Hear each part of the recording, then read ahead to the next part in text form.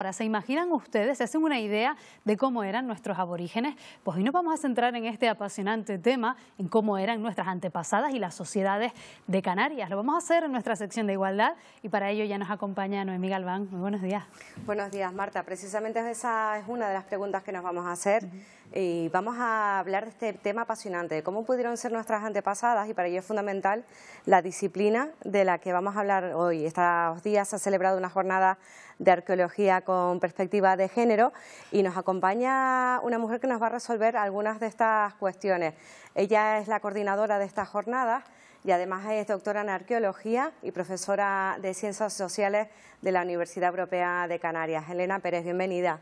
Gracias por la invitación. Bueno, hablamos de un colectivo profesional en el que también hay mujeres arqueólogas, aunque bien es cierto que muchas veces el cine, por ejemplo, pues nos ha tenido en papel secundario y quizás ha destacado más a los hombres, a los arqueólogos. Cuestiones como, bueno, la figura por excelencia en el cine, Indiana Jones, por ejemplo. Sí, sin duda ha sido la parte más mítica, ¿no?, a través del cine, que por un lado ha tenido sus aspectos positivos, porque en el fondo ha acercado, ¿no?, un poco toda esta disciplina arqueológica. Sí que es verdad que envuelta, ¿no?, en todo ese halo de aventura y ficción.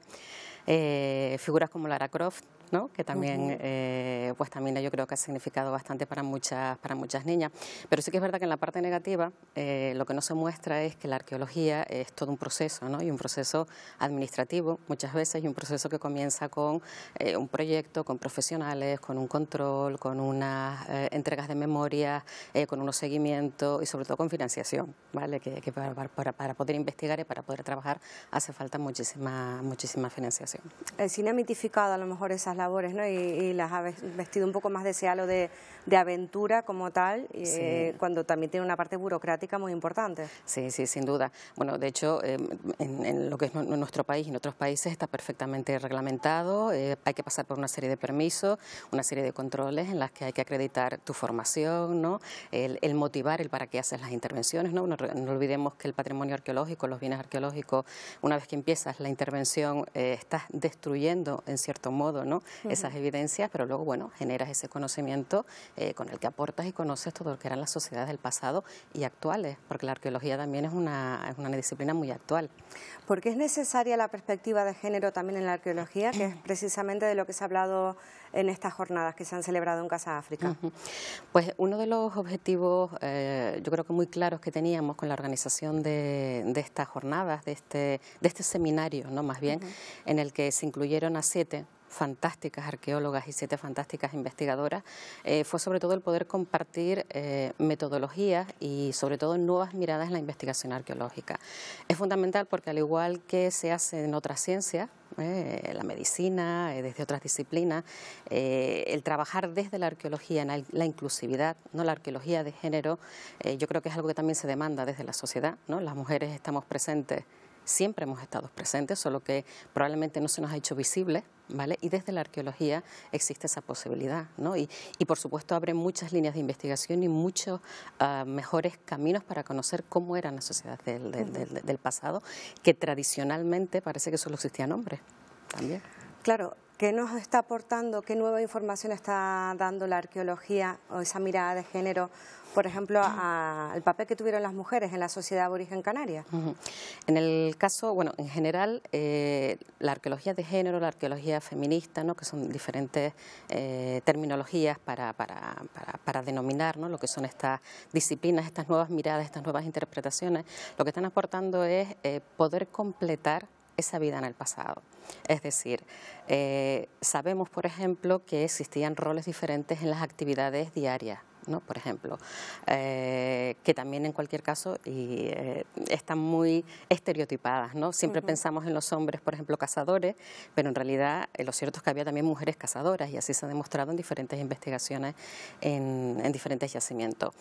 Pero lo realmente interesante es que, por ejemplo, es verdad que existían diferencias de roles a la hora de hacer diferentes trabajos, ¿vale?, en una comunidad, en una sociedad determinada, pero eso no significa que existieran relaciones de subordinación, por ejemplo, o relaciones de poder, sino que todos aportaban, ¿vale?, de la misma manera al funcionamiento de ese grupo. Yo creo que eso es muy importante, porque eso cambia muchas cosas.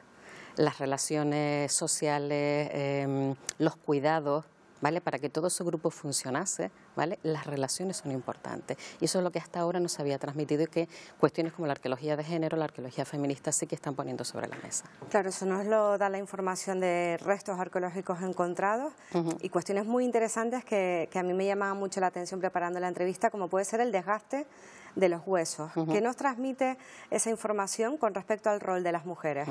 Pues mira, precisamente el viernes, cuando estuvimos conversando y compartiendo estas metodologías y estas nuevas perspectivas, precisamente en Gran Canaria, en el Museo Canario, la investigadora Teresa Delgado contaba y nos explicaba a todas las que estábamos allí que esos marcadores, esos patrones, ¿no?, que podemos identificar en los huesos, en efecto están identificando diferentes roles de actividad.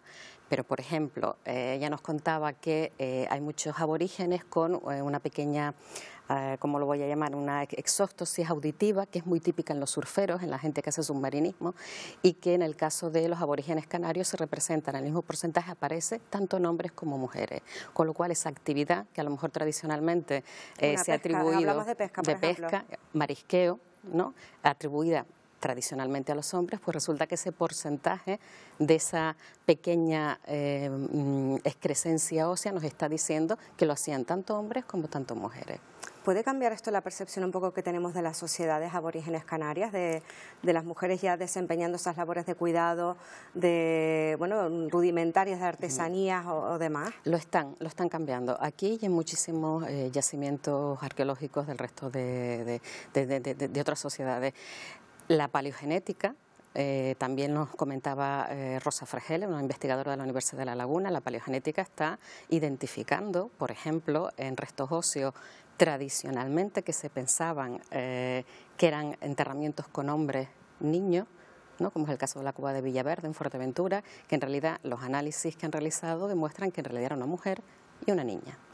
Entonces eso cambia completamente la perspectiva de por qué, ¿no? Siempre, o los mismos ajuares, la dama de Baza, siempre se pensó que el ajuar, porque eran de guerreros, puñales y demás, se pensaba que era un hombre. Sin embargo, los análisis genéticos demuestran que era una mujer, con lo cual es otra mirada, es cambiar el rol, ¿no?, de las mujeres en la antigüedad. Y Marta, por supuesto, al final esto contribuye a cambiar un poco el relato histórico que tenemos adquirido, ¿no?, que es importante.